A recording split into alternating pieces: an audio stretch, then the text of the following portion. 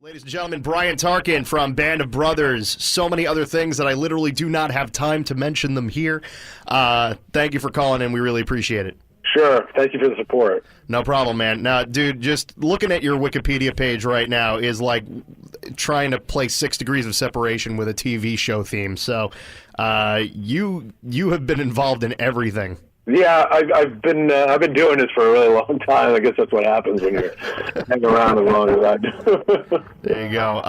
So, just the idea that you're involved in all these different worlds, you still have time to make it work with the music industry as well. It's kind of amazing. Yeah, it's great. It's a labor of love, but it's it's one of those things that keeps you out of trouble. All right, let's talk about Band of Brothers right now. So we got the album a couple of weeks, maybe close to a month ago. It's pretty awesome. How did this all come about? I basically, I wanted to do something with charitable cause for the veterans because they are always so often overlooked. So I wanted to compose something meaningful and then bring a bunch of friends and guitarists in on it. And so I kind of in my mind kind of thought I compose these songs and have certain guys in mind for each song, and so it worked out great. Was it hard getting all the guests for the album together? Not too bad because I'd known most of them and worked with them before, and then now I'm, and then I got turned on through some others to work with some new guys that I hadn't worked with, like Joel Hoekstra from Whitesnake and Jeff Watson from Night Ranger and Trey Gunn from King Crimson. So it's been really good, and this is kind of a departure for me because it's usually instrumental music I do. So this was all really kind of goes into being the end of, or start of, I should say, of vocals. And right. So I worked with Phil Morrow and of course, Jeff Scott Soto. When I first saw the single that got sent to us, it had Bumblefoot on it. I honestly thought to myself it was going to be instrumental. And then I saw Jeff Scott Soto, and I was like, oh, okay. Well, I guess we're getting vocals, too. So. Yeah. And it actually started out as an instrumental record and actually turned into mostly a vocal record with 2 instrumental tracks on it. So, and working with Phil Naro as well. So it was a great undertaking, There you go. Well, I was just looking at the cover that we got sent over. I don't know if this is the official cover. It's the one that's on your Bandcamp as well. And your name isn't at the top. It's listed towards the middle. So there's really it at least shows you like putting the artists that are on the album there. I always put them ahead. It's not a solo album per se of mine.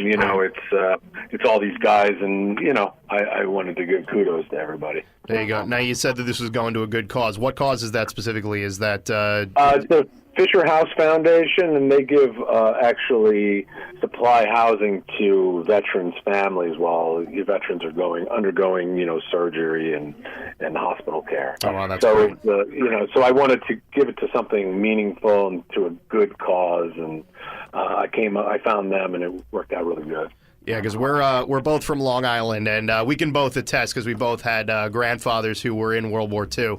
The veterans' hospitals here, they need all the help that they can get. And yes, I know. Yeah. Unfortunately, that's too fair. My father was actually in World War II, so and so I kind of really understand this whole process of lack of process. And I grew up in New York City, so.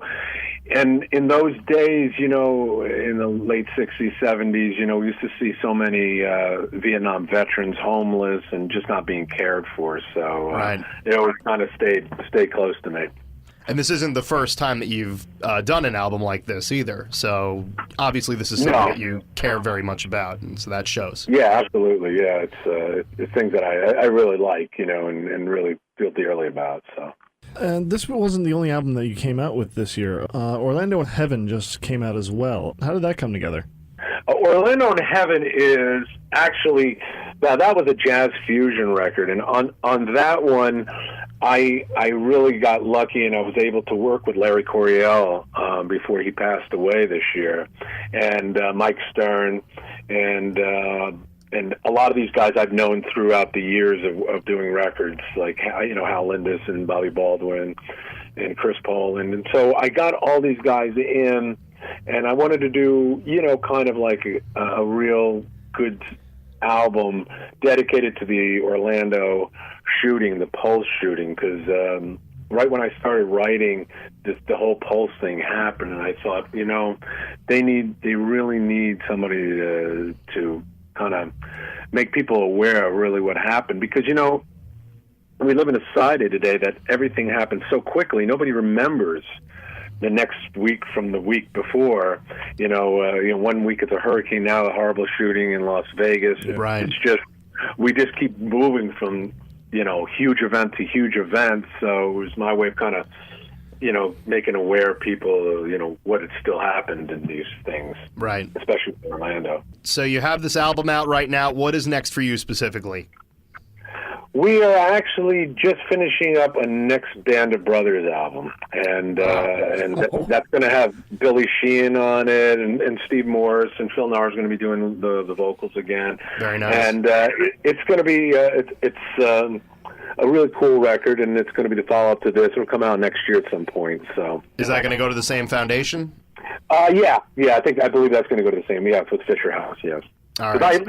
I did a lot of research on foundations, and as you know, that there's a lot of bogus foundations out there that claim that they give the money, and 20% of the money actually goes to them, and the other 80% goes to CEOs and what they quote unquote overhead. Right. So the Fisher House Foundation, they really give every dollar to the veterans, and I really feel strongly that they should be getting most of the money. Exactly. I had to junk my car earlier this year, and I donated it rather than scrapping it. I sent it to Vehicles for Veterans, and cool. It was a really big research project that you got to do with that, because you have to see exactly how much actually goes towards the individual people who it's going to benefit. Yeah, that's the real deal about the whole thing. How did it work with them? Did they come and pick your car up? They towed the car right out. They came and they picked it up, and they signed all the paperwork for it. So it was. Oh, that's great. I figured that if there was one thing that I wanted to give it to, it was to veterans anyway. So. Do they take the car and sell it for parts or something, and then give it to the veterans, or they fix it up and give it to a veteran, or how does that? They sell it for as much as they possibly can in whatever shape that it can come in, and they. Oh, okay. And they get the max amount for that, and then they just give it right to the veterans, I think. Oh, good deal. Yeah, I didn't even know they did that. That's actually a good resource. Yeah. So if people want to buy the albums right now, Band of Brothers is out right now. You can get the album through your Bandcamp page right now. If they want to help support the foundation, what's a good way to contact them? They can actually go to the Fisher House Foundation. On my Facebook page for the band, there's a link there that will take them directly to the Band of Brothers. Fisher House Foundation, and they can directly donate right to them. All right. Thank you so much for calling in. We really appreciate it. Brian Tarquin, Band of Brothers, thank you so much for all the time. And again, thanks for giving back to where it needs to go. Thank you, Pat. I appreciate it. No problem, man. Thank you again for calling. Thanks for the support.